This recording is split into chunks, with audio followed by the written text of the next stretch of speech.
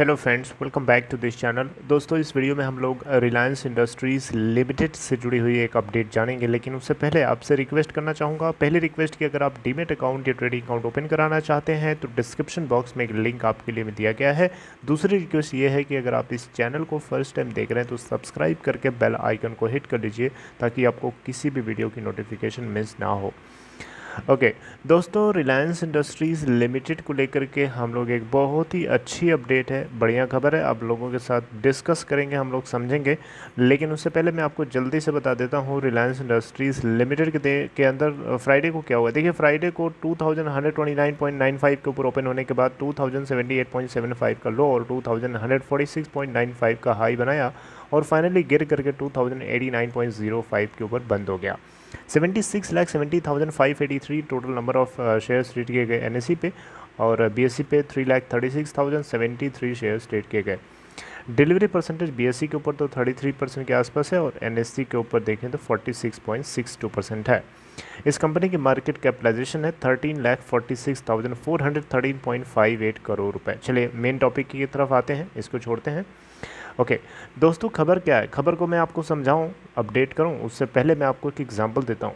Example से समझते हैं, थोड़ा आसान रहता है। देखिए, हम लोग क्या करते हैं जनरली। अब आपसे मेरा एक क्वेश्चन है कि मान लीजिए आपके हाथ में एक बहुत ही बढ़िया कार है, ठीक है।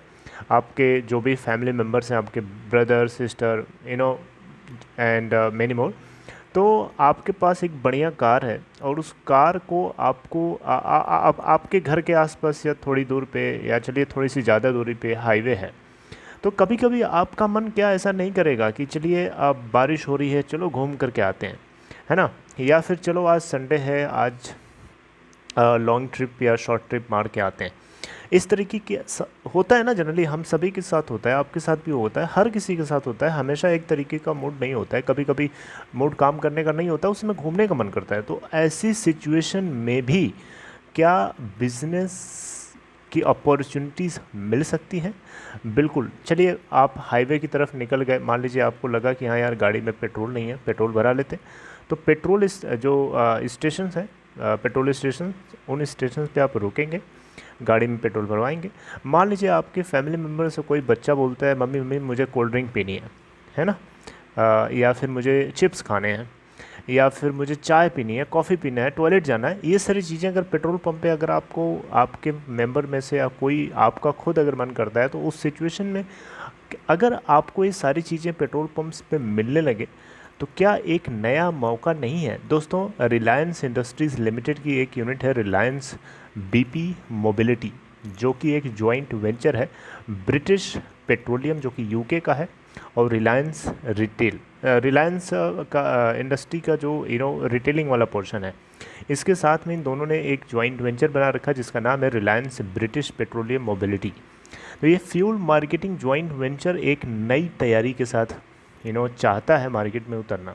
ये रिटेल आउटलेट्स ओपन करना चाहता है, कन्वीनियंस स्टोर्स ओपन करना चाहता है, फूड जॉइंट्स और नंबर ऑफ़ फ्यूल आउटलेट्स जितने भी हैं देश के अंदर, स्टेशन हैं इनके, उन सभी जगहों पे, मेनली जो हाईवेज़ के अलोंग है। तो इससे क्या होगा? इससे इसको ऑपरेट कौन करेगा? रिलायंस रिटेल है ना ऑपरेट करने के लिए। रिलायंस रिटेल, जैसा कि आपको पता है, रिटेल चेन बहुत बड़ी चेन है इनकी। तो ये रिलायंस रिटेल ही ऑपरेट करेगा इन जितने भी कन्वीनियंस स्टोर्स ये ओपन करेंगे हाईवेज़ के अलोंग, ठीक है, जिसमें स्मार्ट पॉइंट कन्वीनियंस स्टोर्स हो सकते हैं, डिजिटल स्टोर्स हो सकते हैं, charging points, station charging points जो इलेक्ट्रिक व्हीकल्स के लिए बनाए जाएंगे, इंस्टॉल किए जाएंगे। उन जगहों पे जितने लोग गाड़ी को चार्ज कराने आएंगे, उन सभी के लिए भी ये एक बढ़िया सर्व करने का मौका रहेगा कि उनको कॉफ़ी पीना है, वॉशरूम जाना है, टॉयलेट जाना है, वगैरह वगैरह जो भी चीज़ें हैं। तो इस तरीके के जो फूड स्टफ़ हैं या फिर जो बेवरेजेस हैं, इन सभी आउटलेट्स पे अवेलेबल मिलेंगे। तो ये जो मूव है ना रिलायंस ब्रिटिश मोबिलिटी का, ब्रिटिश पेट्रोलियम मोबिलिटी का, ये जॉइंट वेंचर का, ये एक growing concept of highway retailing, यानी हाईवेज़ के अलोंग रिटेलिंग को बढ़ावा देने का एक नया कंसेप्ट है इंडिया के अंदर। क्योंकि इंडिया के अंदर डेवलपमेंट वर्ल्ड क्लास का हाईवे हो ही रहा है और इसमें ज़्यादा से ज़्यादा जो इंडियंस हैं वो इस मूड के ज़्यादा हो रहे हैं, या इस तरीके की एक नई अपॉर्चुनिटी मिल रही है हाईवे रिटेलिंग का इंडिया के अंदर। और इसी को देखते हुए बहुत सारे जो एनालिस्ट्स हैं इस बात का अनुमान लगाते हैं कि आने वाले टाइम में 2030 तक लगभग हाईवे रिटेलिंग के माध्यम से $2.7 बिलियन का बिजनेस अपॉर्चुनिटी क्रिएट किया जा सकता है या हो सकता है, पॉसिबल है। तो रिलायंस यहाँ पे ऑलरेडी, ये आपको एक चीज़ बताना चाहूँगा, पहले रिलायंस ने इस काम को करने के लिए ऑलरेडी शुरुआत करी थी, लेकिन वो फेल हो गया, मतलब सक्सेस उस समय नहीं मिली थी। लेकिन इस बार अपने इस जॉइंट वेंचर के रास्ते से ये प्लानिंग कर रहा है। और आपको ऐसा नहीं है कि ये रिलायंस रिटेल और रिलायंस ब्रिटिश पेट्रोलियम मोबिलिटी ही ये काम शुरू कर रहा है, ये ऑलरेडी ये काम जो है कुछ और लोगों ने शुरू कर लिया। जैसे सिंगापुर बेस्ड एक क्यूब हाईवे करके है, ये ऑलरेडी भारत पेट्रोलियम के साथ टाई अप कर चुका है। भारत पेट्रोलियम आपको पता है देश का दूसरा सबसे बड़ा फ्यूल रिटेलर है। तो ये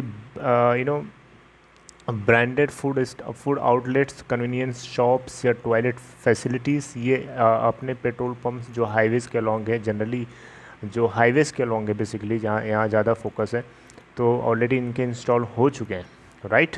तो बहरहाल जो भी है, लेकिन रिलायंस ब्रिटिश पेट्रोलियम मोबिलिटी का एम है कि ये अपने फ्यूल रिटेलिंग स्टेशंस को अभी 1400 के आसपास हैं पूरे देश में, जिसको बढ़ा करके 5500 करना चाहते हैं, 5500 ओवर नेक्स्ट 5 ईयर्स। और इन सभी के साथ हाईवेज रिटेलिंग का कंसेप्ट जुड़ जाएगा। तो दोस्तों ये आप देख सकते हैं, with BP as ally, Reliance Industries want to dominate the highway retailing market, right. तो ये एक खबर थी। आई होप कि मैं आपको पूरी इन्फॉर्मेशन प्रॉपरली समझा पाया। अगर आपको लगता है कि मैं समझा पाया तो इस वीडियो को लाइक कर दीजिएगा और अपना ख्याल रखिए। इससे जुड़ी हुई और इन्फॉर्मेशन में आपसे अगर मिलती है तो मैं शेयर करूँगा नेक्स्ट वीडियोज़ के जरिए। Take care.